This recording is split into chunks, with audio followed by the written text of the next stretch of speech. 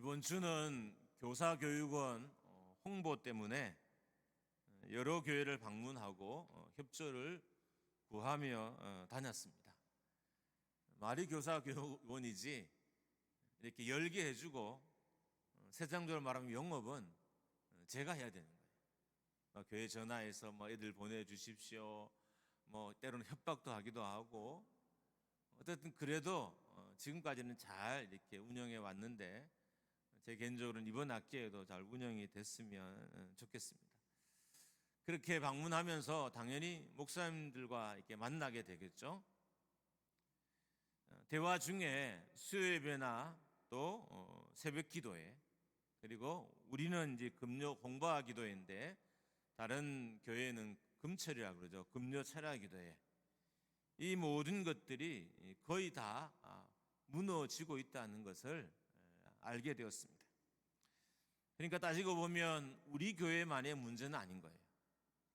우리도 수요예배 인원이 줄어들어서, 새벽기도 인원이 줄어들어서, 홍바 기도의 인원이 줄어들어서 되게 늘 괴로운데, 어떻든 우리 문제가 아니라고, 우리만의 문제가 아니라고 하니까 조금 위로가 되지만 그래도 마음이 괴로운 것은 쉽게 해결되지 않았습니다. 어떻게 보면 더 불편해진 거예요. 그러니까 우리 교회 문제라고 하면 우리만 어떻게 열심히 하면 되잖아요. 근데 온 교회의 문제라고 하니까 이건 저만, 목자님 교회만 열심히 한다고 해서 이 문제가 해결되지 않는 거잖아요. 그러다 보니 오히려 원래 고민 많은 인생인데 고민이 더 많아졌습니다.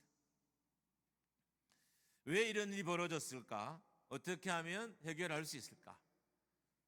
감사한 것은 저는 항상 어떤 일이든 원인도 찾지만 해결책도 항상 찾아요. 보통 사람들은 둘 중에 하나만 하거든요. 원인만 계속 몰두해서 원인에 파묻혀버린 사람이 있는 반면 저는 원인도 고민하지만 해결책도 늘 고민합니다.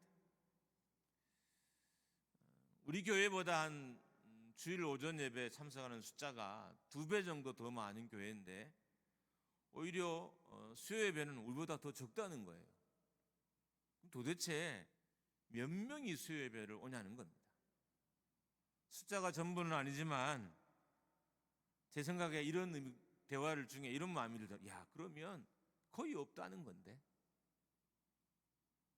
10분의 1도 아니고 보통은 수요 예배는 10분의 1 정도가 와요. 우리는 그래도 한 10분의 2가 와서 비율적으로는 그렇게 작은 교회는 아니었는데 이제 코로나가 지나고 나니까 10분의 1이 뭐예요? 한 5%도 안 오는 거예요. 심지어 3%, 이때까지 수요 예배 인원이 떨어졌습니다. 그래서 마음이 참 혼란스럽더라고요. 우리 교회 문제만 아니라서 좀 괴로움은 덜어졌는 것 같은데 이 문제가 전국의 교회 문제라고 하니까 내면적으로는 더 심각해진 거예요. 어떻게 하면 이 문제를 해결할 수 있을까? 일반적으로 어떤 일이 일어난 데에는 원인이 있습니다. 그러니까 원인이 없는 결과는 없다는 거예요. 여러 원인 중에 가장 핵심적인 것, 가장 주된 원인이 있어요. 그것을 찾고 그 문제를 해결하면 문제를 풀어낼 수 있게 됩니다. 그럼 이런 사태가 벌어지게 된 가장 중요한 이유는 뭘까요? 뭐가 이 한국의 많은 교회의 예배를 무너지게 했을까요? 아마 대부분의 성도들은 코로나라고 답을 할 것입니다. 저도 비슷한 생각이 있긴 하지만 코로나이긴 한데 코로나 때문에 주일이 무너진 거예요. 코로나가 원인이긴 하지만 코로나로 인해서 주일이 무너진 것이 모든 예배가 무너지는 계기가 된 것입니다. 따지고 보면 이미 코로나 이전에도 주일은 무너지고 있었어요. 그런데 코로나 때문에 대책을 마련할 수 없을 만큼 심각하게 무너져 버린 거예요. 오늘 우리가 읽은 본문도 예레미야 선지자 이야기잖아요. 예레미야 시대 이야기인데 예레미야 선지자 시절 유다도 지금 우리와 비슷했던 것 같아요. 그때는 주일이라고 부르지 않고 안식일이라고 불렀습니다. 여러분, 안식일과 주일은 시간적으로나 개념적으로 완전히 일치하진 않아요. 일치하는 부분도 있지만 일치하지 않는 부분도 있어요. 그렇지만 주일은 예수 그리스도의 부활로 온 인류가 안식을 누리게 된 날, 주일은 사망 권세를 이기고 부활하심으로 죄로부터 우리를 자유케 함으로 안식케 한 날, 이 날이 주일이에요. 또한 천국에 누리게 될 영원한 안식의 이 땅의 모형이 주일인 것입니다. 그래서 주일에는 안식의 개념도 있어요.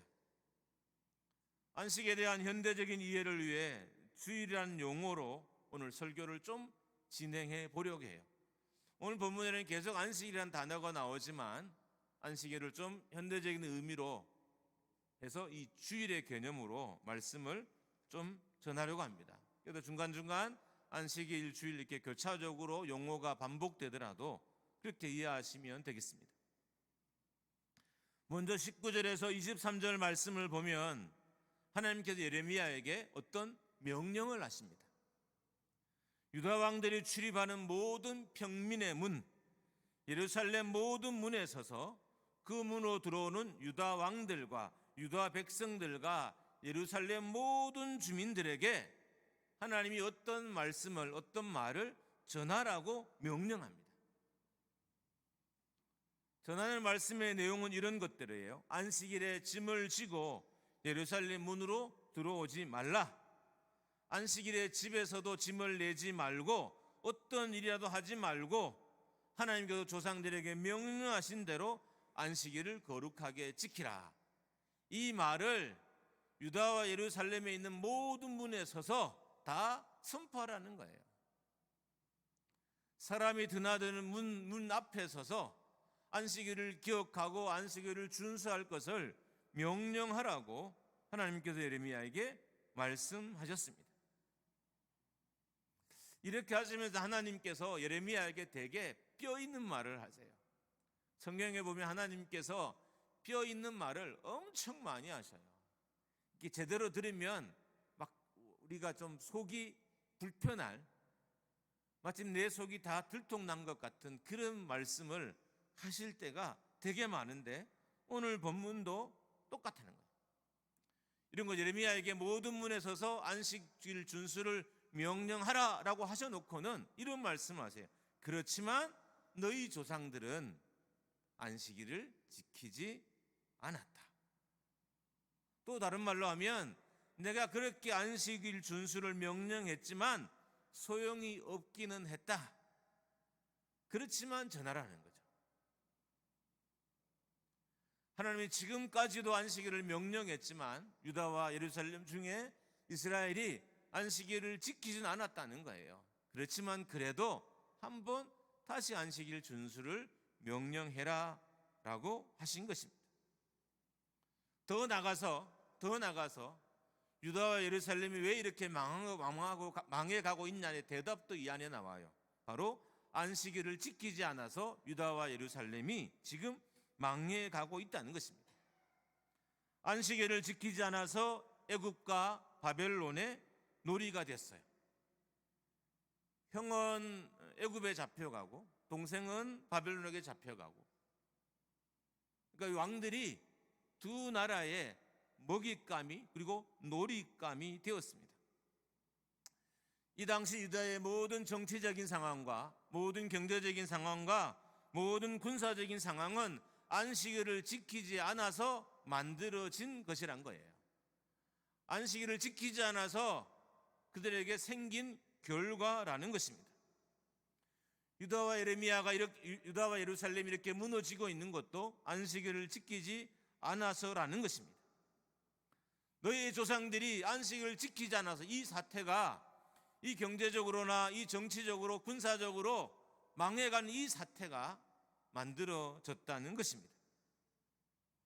안식을 지키지 않아서 하나님의 말씀을 지키지 않아서 평안이 깨어지고 그리고 안식일이 깨어졌다는 것입니다. 그러니까 빼앗긴 안식을 다시 되찾아오는 비결, 빼앗긴 평안을 다시 되찾아오는 비결은 다시 말씀을 지키는 자리로, 다시 안식을 지키는 자리로 돌아가는 것이라는 겁니다. 오늘 본문의 말씀을 두 가지로 정리하면 이렇게 됩니다. 첫 번째로는 안식일은 인간을 향한 행동, 나를 향한 행동을 멈추는 날이라는 겁니다. 그런데 이스라엘, 유다와 예루살렘의 백성들의 선조들이, 그들의 조상들이 멈추지 않았다는 거예요. 안식일은 인간을 향한 모든 행동을 멈추고 하나님께 최고를 올려드릴 날임에도 불구하고 그들이 자신을 향한 결정과 행동을 멈추지 않아서 이 사태가 만들어졌다는 겁니다. 인간을 향한 행동은 중단하고 하나님께 집중해야 하는 날이 안식일이었습니다. 안식일을 지키겠다고 맹세하는 것에는 이런 내용이 들어 있습니다. 그러니까 나를 향한 행동은 멈추고 하나님을 향한 행동만 하겠습니다 라는 이 결단이 안식일 준수 내용 안에 들어 있다는 거예요. 우리가 안식일을 제대로 지키면 인간을 향한 행동도 멈추고 나를 향한 생각도 멈추고 나를 향한 결정도 멈춰야 되는 거예요. 그런데 유다와 예루살렘 백성들은 안식일에조차도 자신의 유익을 위한, 다른 말로 하면 이익을 향한 행동을 멈추지 않았던 것입니다. 인간은 참 간사해서 자신을 위한 행동을 멈추지 않으면 하나님을 향하지 않아요. 나와 하나님을 선택하라고 할 때 인간들은 기본적으로 자기를 선택해요. 그래서 하나님을 선택할 수 있는 길이 있다면 나를 향한 행동이 멈춰질 때 하나님을 선택하더라고요. 병이 들어서 아무것도 할 수 없어서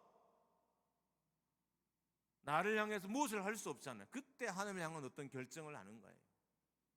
내가 완전히 다 망해서 내가 나를 위해서 아무것도 할 수 없을 때, 그때서야 예배하겠다고, 하나님 높이겠다고, 하나님 말씀 듣다고 결정하는 것이 인간들이라는 것입니다.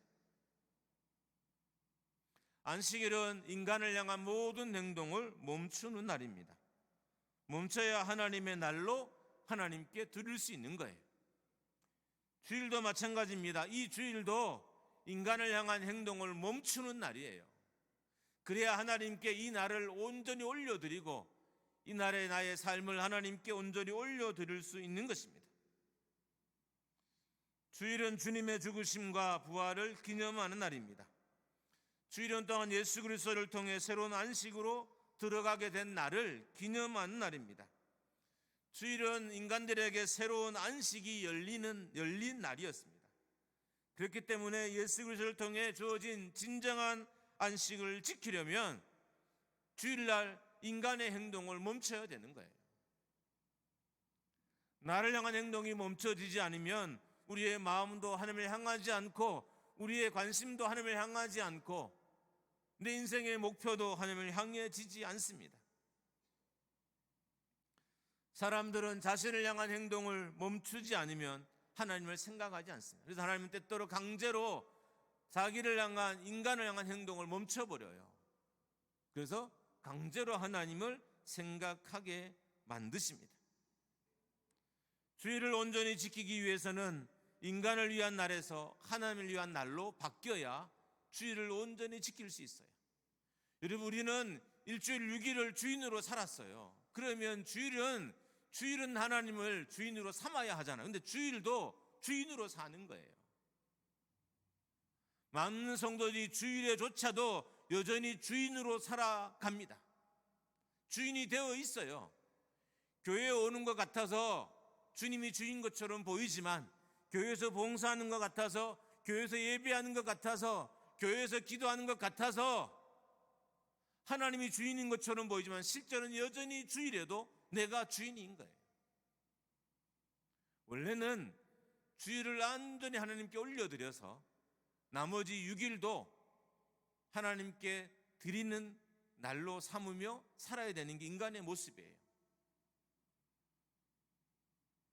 그런데 이제 우리가 주일조차도 하나님께 못 드릴 정도로 우리의 믿음이 형편없이 바닥으로 떨어진 것입니다. 진짜 은혜가 언제 임할까요? 교회에 언제 진짜 은혜가 임할까요? 우리 가정과 내 삶에 언제 진짜 은혜가 임할까요? 하나님 인간을 향한 행위가 멈춰질 때인 거예요. 그래서 하나님께서 한 날을 정하셨어요. 정하시고 그날만은 모든 행동이, 모든 결정이, 모든 마음과 생각이 하나님을 향하도록 만들어 놓으신 거예요.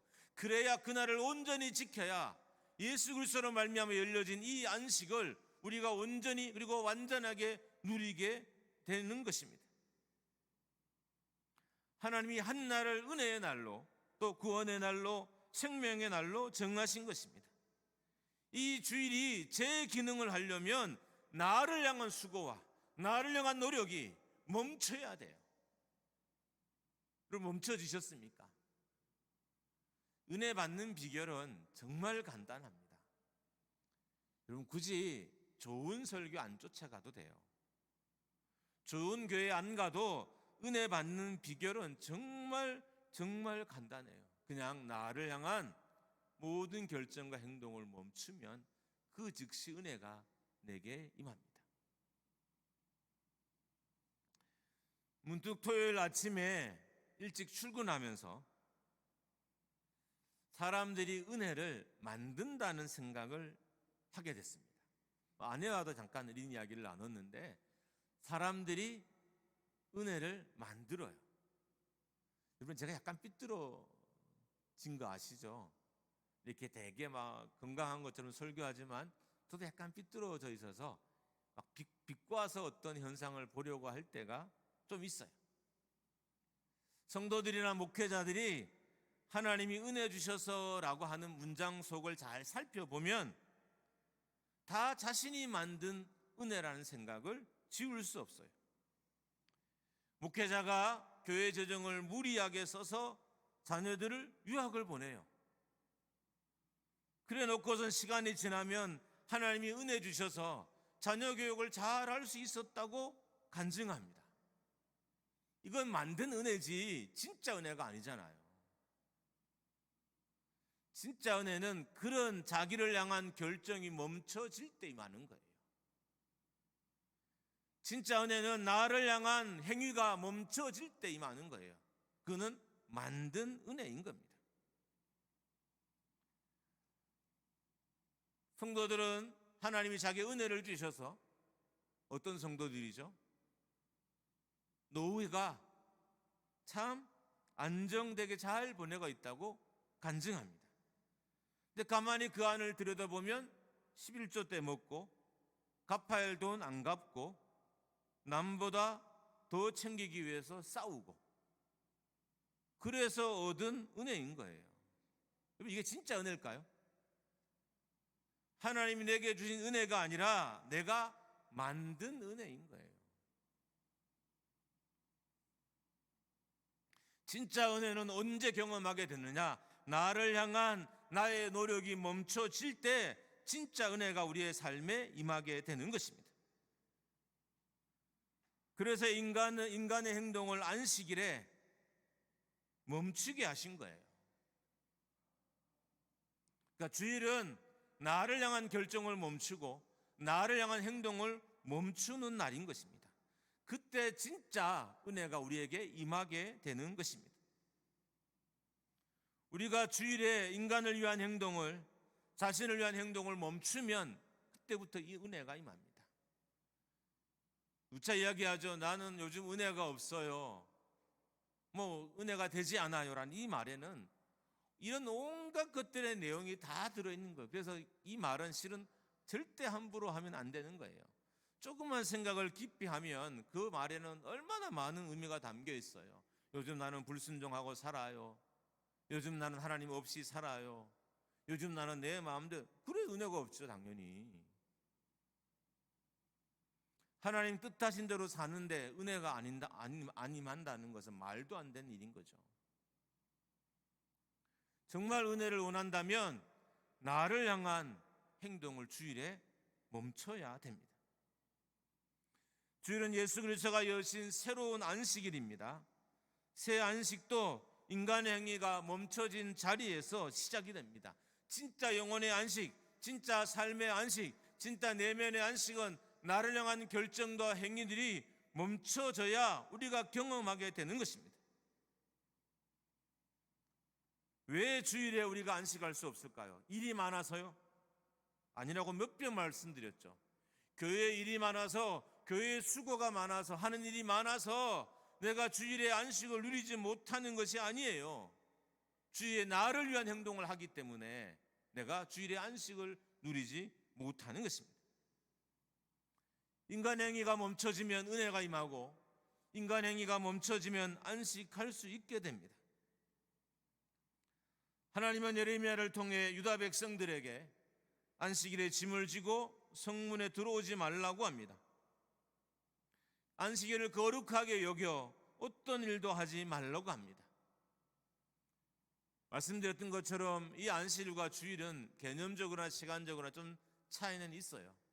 문자적으로 그대로 적용하는 것은 한계가 많이 있지만, 그래도 원론적으로 핵심적으로 말씀을 전하면 주일은 여전히 나를 향한 행위는 멈춰야 되는 날이에요. 우리가 어쩔 수 없이 사회에 살기 위해서 그 구조 속에서 기계처럼 돌아가다 보니까 일부분이 되어서 그러니까 살아간다 할지라도 그 외의 시간에는, 그 외의 주일의 모습에는 나를 향한 행위는 여전히 멈춰져야 된다는 거예요. 근데 우리는 그 짧은 시간도 나를 향한 행위가 못 멈춰지는 거예요. 그래서 은혜 받지 못하는 것입니다. 인간을 향한 노력이 멈춰야 하나님께 집중이 됩니다. 우리가 하나님께 집중이 안 되죠. 말씀도 잘 집중이 안 되고, 교회의 비전도 잘 집중이 안 되고, 잘 집중이 안 돼요. 왜냐하면 나를 향한 나의 노력이 내 인생 가운데 가득 차 있기 때문입니다. 인간을 향한 노력이 멈춰지지 않으면 마음과 생각과 계획을, 뜻을 하나님께 집중할 수 없습니다. 두 번째로 안식일은 경제적 활동을 멈추는 날입니다. 여러분, 경제적인 활동을 멈춘다는 건 정말 비생산적인 결정이에요. 비생산적이고 비합리적이고 비논리적인 거예요. 그래서 제가 오늘 설교 제목을 BBB 이렇게 적은 겁니다.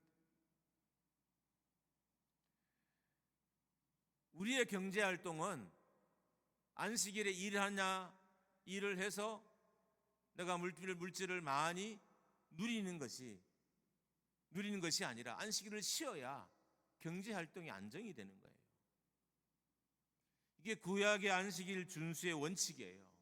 안식일을 쉬어야 경제가 안정이 되고, 안식일을 쉬어야 군사도 안정이 되고, 안식일이 쉬어야 정치도 안정이 되는 거예요. 이스라엘의 항상 정치적인 혼란은, 경제적인 혼란은, 군사적인 혼란은 안식일을 지키지 않아서 왔던 거예요. 안식일을 어떻게 지키느냐에 따라서 정치적인 안정이 결정이 되고, 경제적인 안정이 결정이 되고, 더 나아가서 종교적인 안정이 결정이 됩니다. 안식일을 잘 지키면 번제와 희생과 소제와 유황과 감사 제물을 여호와의 성전에 가져오게 될 것이라고 합니다. 그러니까 안식일을 잘 지키면 종교적인 충성과 헌신도도 더 높아진다는 거예요. 안식일을 잘 지키면 일상의 풍요와 일상의 영광이 주어진다는 거예요. 그러니까 이스라엘의 모든 풍요는 안식일 준수와 관련되어 있던 거예요.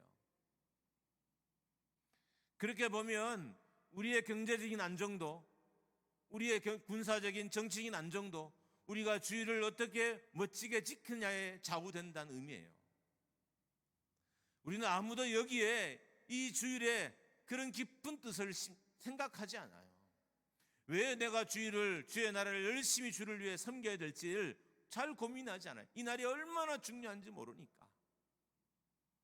주일을 잘 지킨다는 건 내 경제적인 활동과 나라의 정치적인 상황들과 군사적인 상황들을 결정하는 키와도 같아요. 교회가 건강하게 잘 세워지려면 주의를 어떻게 지키냐가 따라서 좌우되는 것입니다. 경제적인 안정이나 정치적인 안정이나 예배의 회복이나 삶의 평화와 영광은 내가 주의를 어떻게 지키냐에 따라서 결정된다는 것입니다. 안식일을 온전히 지킬수록 일상은 안정이 되고 삶의 질서는 잡히고 열매는 풍성했어요. 초대교회사를 보면 안식일은 예수 그리스도의 부활과 오순절 사건이 더해져서 주일로 지켜지기 시작했어요. 부활의 사건만이 주일의 개념은 아니에요. 주일은 부활과 그다음에 오순절이 합해진 개념이에요. 제사는 예배로 바뀌었고 예물은 현금의 형태로 드려지기 시작했습니다. 안식일을 지키듯 많은 성도들이 주일을 성수하기 시작했습니다. 그런 의미에서 주일과 안식일은 동일한 의미는 아니지만 안식의 내용을 주일이 많이 내포하고 있기 때문에, 그리고 또 다른 안식, 완전한 안식으로 나가는 개념이기 때문에 안식일의 개념들을 많이 포함하고 있게 되는 것입니다. 그렇게 본다면 주일을 온전히 지키기 위해서는 안식일처럼 인간적인 행동이 멈춰져야 되는 것입니다. 주일이 성령이 역사한 날이 되기 위해서는 인간적인 행동이 멈춰야 되는 거예요. 우리가 주일날 은혜 받으러 나오잖아요. 왜 우리의 삶에 은혜가 임하지 않을까요? 왜 은혜 없는 모습으로 예배하고 있을까요? 그것은 바로 주일을 온전히 주님께 드리지 않기 때문인 거예요. 주일을 지키면 경제적으로도 내면적으로도 군사적으로 모든 면에 안정이 우리의 삶과 영혼에 임하게 되는 것입니다. 주일이 성령이 임하는 날로 지키기 위해서 인간의 행동이 멈춰져야 돼요. 근데 우리는 너무 오랜 습관이라 예배를 드리면서조차도 나를 향한 생각과 집념과 고집들을 내려놓지 못하는 거예요. 예배를 드리면서도 여전히 나는 살아있어요. 여러분, 솔직히 우리가 이 1시간 동안 앉아있는 이 시간이 따져보면 종교적인 결정체예요. 여러분, 개인적으로 이렇게 집중하면서 1시간 기도하는 적 별로 없잖아요. 뭔가 1시간 이상을 이렇게 하나님께 집중하는 시간이 예배 시간 외에는 우리에게는 없어요. 물론 성도 중에 몇몇은 하루에 몇 시간씩 기도하기도 하고 온 삶을 주님께 집중하기도 해요. 그러나 대부분은 이 시간이 최고의 시간인 거예요. 하나님께 드릴 수 있는 최고자 최선의 시간인 거예요. 근데 이 시간조차도 여전히 나를 향한 행동과 결정이 멈춰지지 못하는 거예요. 진짜 이 날이 성령의 날이 되려면, 진짜 이 날이 안식의 날이 되려면 나를 향한 행위와 뜻과 계획이 멈춰져야 하는 것입니다. 그런 관점에서 본다면 주일을 잘 지킨다는 것은 주일을 지키기 위해서 비생산적이고 비합리적이고 비논리적인 결정을 한다는 것입니다. 믿음은 비생산적인 결정의 집합체입니다. 믿음은 비합리적이고 비논리적인 결정들의 집합체인 거예요. 그런데 그곳에 풍요가 있다는 거예요. 주일을 멈춘다는 건 비논리적이거예요. 합리적이지도 않습니다. 그런데 거기에 풍요와 결실이 좌우된다는 겁니다. 하나님이 그렇게 하시겠다고 말씀하시는 거예요. 안식일을 지켜도, 안식년을 지켜도, 희년을 지켜도 유다와 예루살렘은 경제적으로, 군사적으로, 정치적으로 아무런 문제가 없었어요. 여러분, 성경 어디에 찾아봐도 희년을 지켜서, 안식년을 지켜서, 안식일을 지켜서 문제가 됐다고 말하는 분이 등장하는 곳이 한 곳도 없어요. 만약에 안식일을 지킨 것 때문에 이스라엘 나라가 경제적으로 문제가 됐다면, 군사적으로 문제가 됐다면, 정치적으로 문제가 됐다면 기록이 남았을 텐데 그런 기록은 한 번도 성경에 남아 있지를 않아요. 문제 없다는 거예요. 주를 위해 살아도 아무런 문제가 없다는 거예요. 내 건강에 문제도 없고 아무런 문제가 없다는 거예요. 주를 헌신해도 내 인생에 어떤 불리한 일이 일어나지 않는다는 거예요.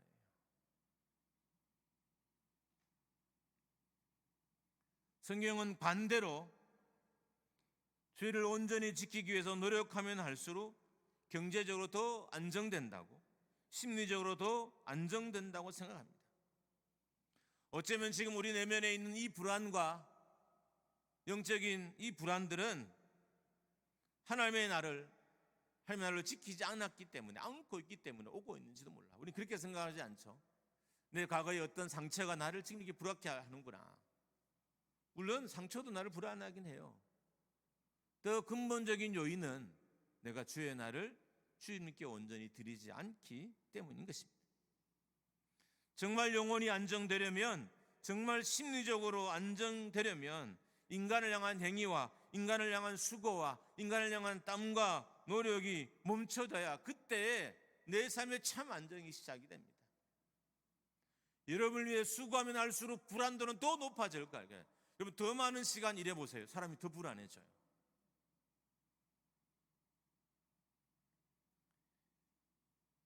대학을 다니면서 당연히 시골 촌 사람이니까 학비를 부모님이 대주기가 어려웠어요. 학비를 대주면 생활비는 또 제가 벌거나 뭐 둘 중에 하나는 꼭 해야 대학을 다닐 수 있었습니다. 저는 그래서 일하기 시작했어요. 제 마음에 어떤 생각이 있었냐면, 나는 젊으니까 내가 일을 해서 나의 이 궁핍을 채우겠다.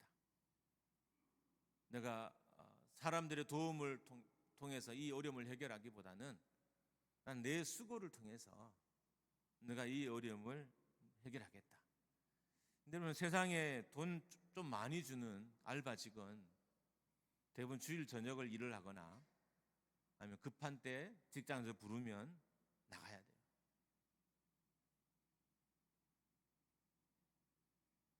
그래서 저는 물질적으로는 일하지 않을 때보다 훨씬 풍요했습니다. 근데 그 당시 제 인생이 가장 불안했어요. 그 이후 저는 그런 일하는 게 나쁘다는 의미는 아니에요. 멈추고 기도해서 기도로 얻어진 물질로 대학원 공부를 하기 시작했습니다.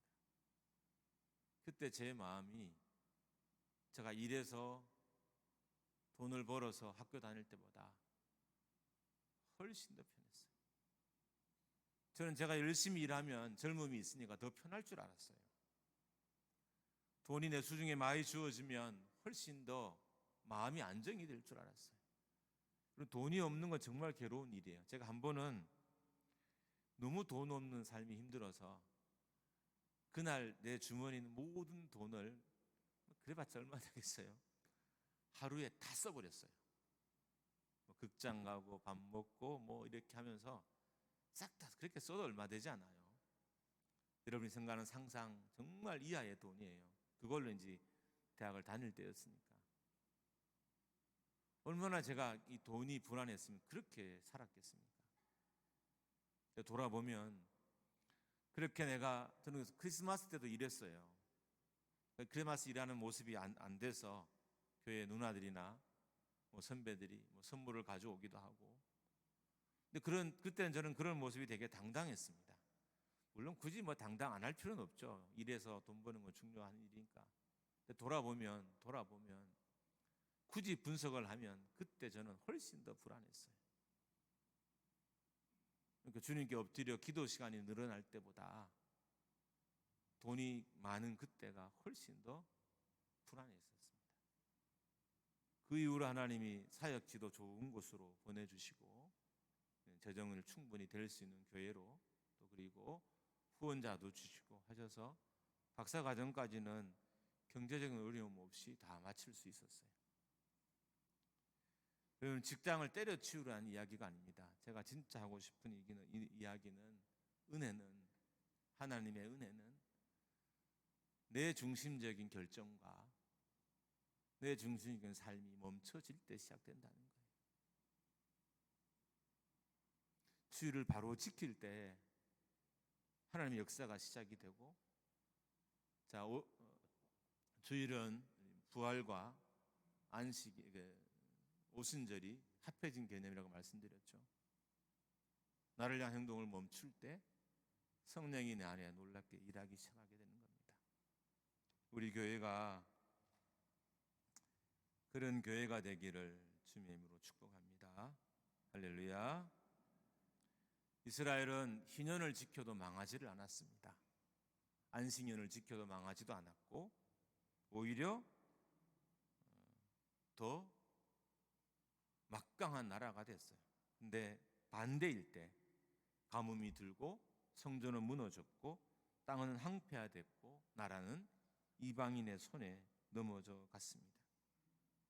이제 여러분이 제가 진짜 은혜를 얻으려면 나를 향한 행동과 결정이 멈춰져야 됩니다. 그때 하나님이 우리 교회에서 새 역사를 시작하실 것이고 여러분의 삶에도 새 일을 시작하실 것입니다. 정말 얻고 싶으시면 멈추십시오. 멈춰서서 예배하십시오. 정말 평안을 원하시면 멈추십시오. 그리고 그분께 집중하십시오. 정말 부요를 원하신다면 멈추십시오. 그리고 그분을 찬양하십시오. 지금 이 순간 모든 거 멈추고 우리 하나님 찬양하겠습니다. 함께 찬양.